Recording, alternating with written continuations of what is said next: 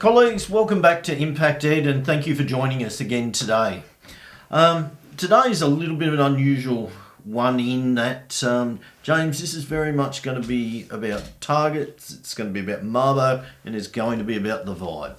The vibe, okay. Yeah. We're going to try and pull all the elements of the castle in together while we take you through looking at school targets and what it means in terms of the SIT. So James, I guess when we start talking about school targets, the very first question is why?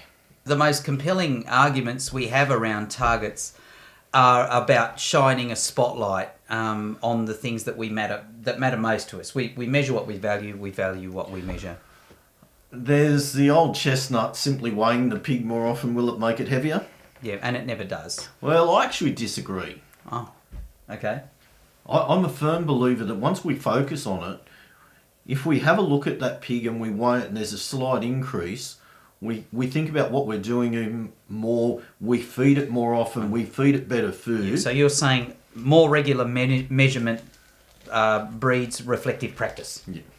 Yes, that's what I'm saying now. Okay. Okay, so the why for targets, it's really simple. We talk about collective efficacy. It aligns all of our practice. It helps people understand the why we're doing what we're doing. We often talk, James, about putting faces to the targets. And I think this is a really good example. If we look at the top two bands and a reasonable uplift might be 6%. In an average sort of a primary school, if we've got an enrolment of 350, we've got 7 year groups, that's roughly 50 per year. When we talk about year 3 and year 5 as a total, we've got 100 students. So we're actually talking about only 6 more students moving from the middle bands into the top band. I think this is a really important process to go through regardless of the targets, to turn them from percentages into actual numbers, and then to start looking, well, which are the 6 kids? Mm-hmm. Let's have a look at this group of 10. How can we move all 10? Yeah. And that way we might make sure we get at least 6, if not 8. Yeah, and I think that breeds the broader conversation that, hey, everyone grows. And if everyone grows, the middle bands grow and we get them into the... I tend to worry more about growth for everyone than just those 6. But what you're saying, I get what you're saying. Those 6 will cause us to meet the target. But I think it's really easy for the teacher to look at, okay, we've got two of those students are in my class. Mm-hmm. You know, it becomes a much more tangible target than what is 6%. Sure. Okay. I'll accept that. I'll take that one on board. Our absolute favourite when we talk about school improvement is practice, and there's no way. Look, and I've had, how often I get on a soapbox about this. I think just having a target with no other information is irresponsible. I think the focus, once you have a target, becomes on the strategies and the practice that's going to bring it about. Yep. Now, if it's reading, we know the evidence base. We've talked about it on this show 3 times at least. Yep. So it will cause us to, I think we need to look past the number and into the practice. And that's exactly right. But once we've got the targets, we've got to go back and have a look and really be very explicit around, and I like our theory of action.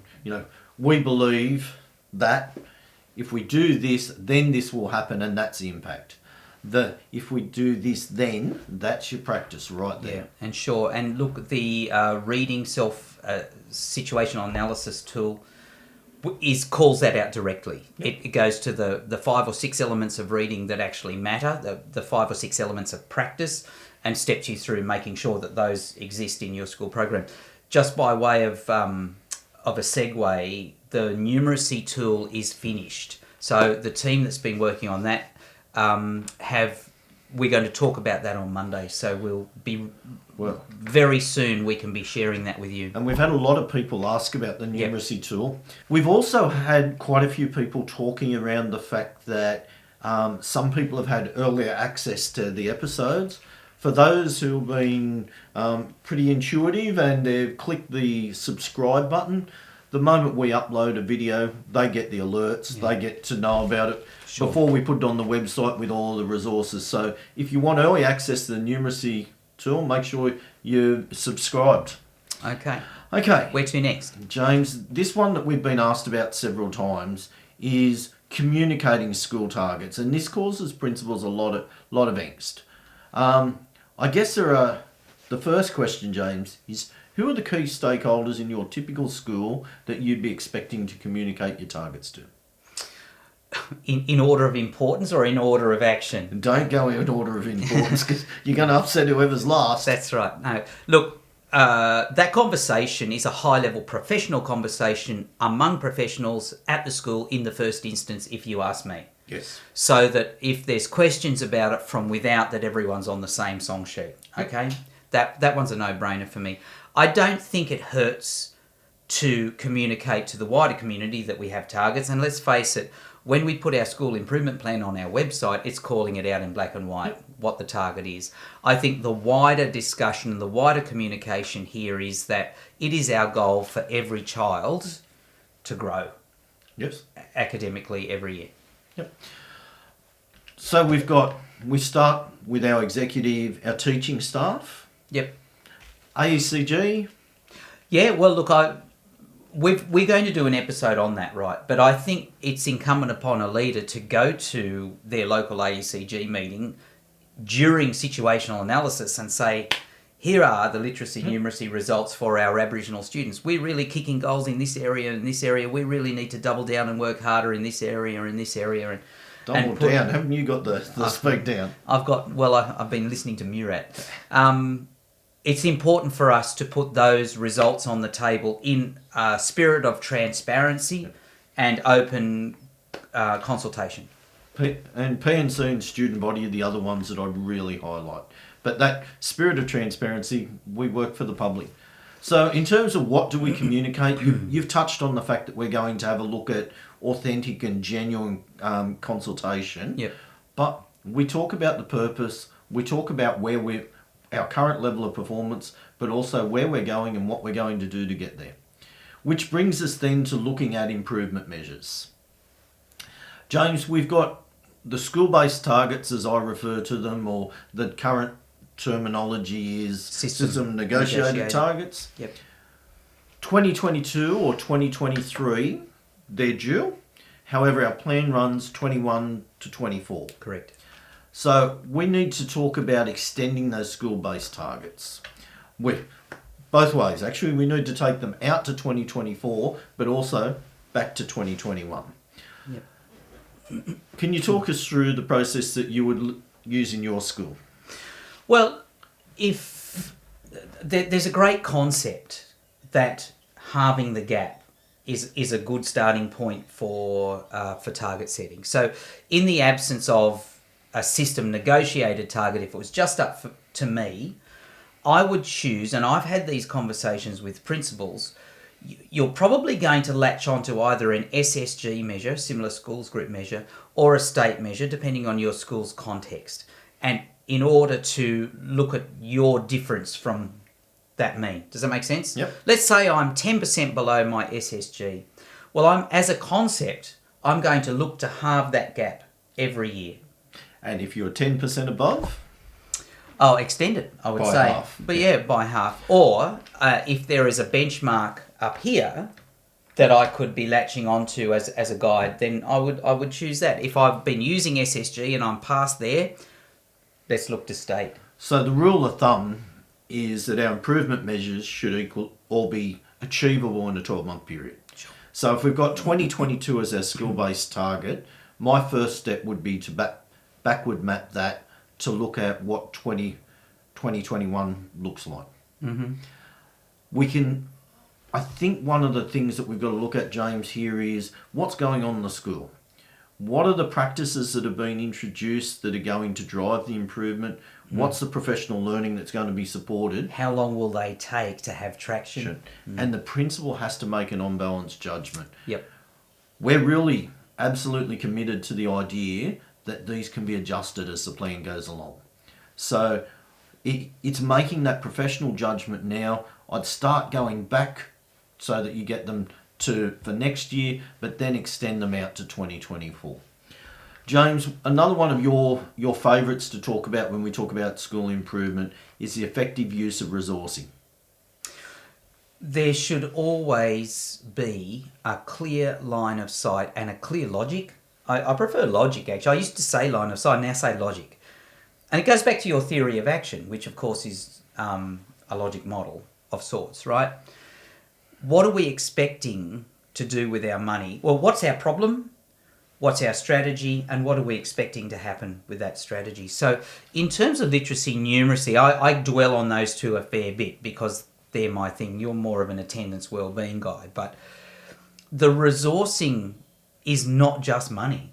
It's people, isn't it? And it's flexible use of people in flexible arrangements. So once we start moving around the chess pieces, we have to be very clear.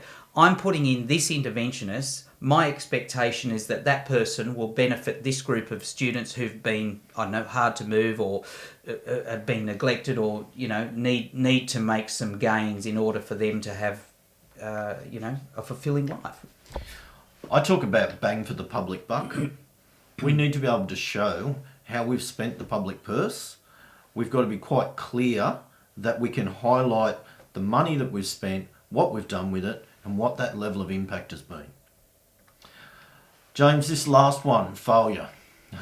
Your area of expertise. No, it's not. Yes, it is. Yes, it is. You introduced me to this idea, and it's something that I absolutely love. So why don't you explain the point of failure that you talk about? All right, so this is not my theory. This comes from a guy called Andy Meikle, who's an Aussie guy, and he does research only on high performance, high-performing athletes, high-performing systems, high-performing organisations. So that's his thing, right?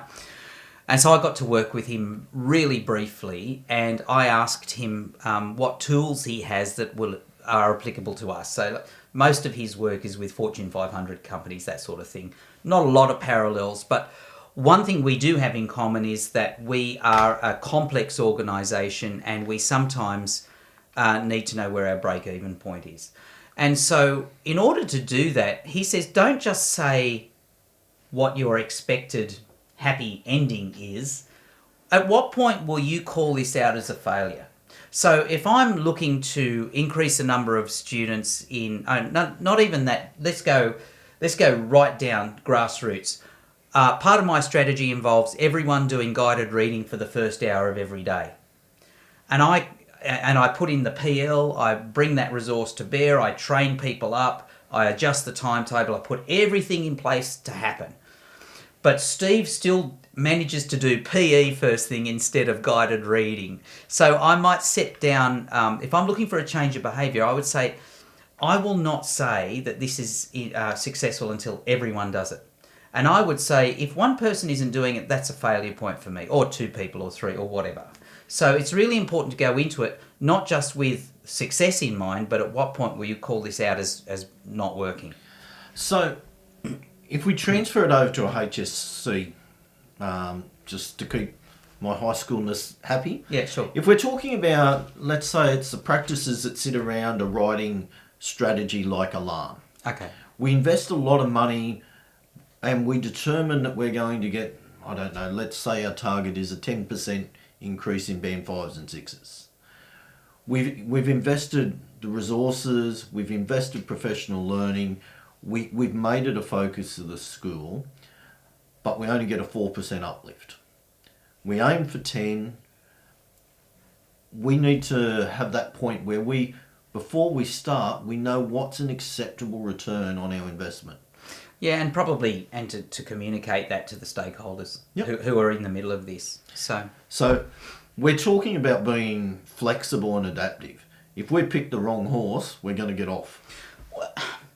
And it sometimes the failure mark or the success mark isn't a number, it's a practice. Yeah.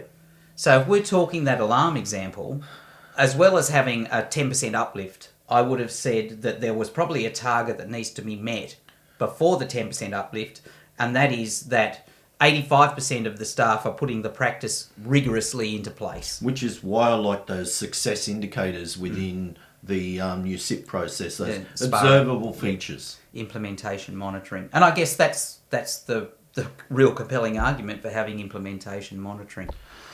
So, James, we've taken a really quick look at why we have targets, what we're going to do with them, and we're going to continue to draw that out as we start the process post-situational analysis of developing and implementing the school plan.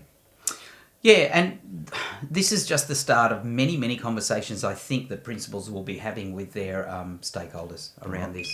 So, with the phone ringing, that's all from me and my colleague Dennis Danuto. And before you fix the photocopier, goodbye, folks. Take care, bye.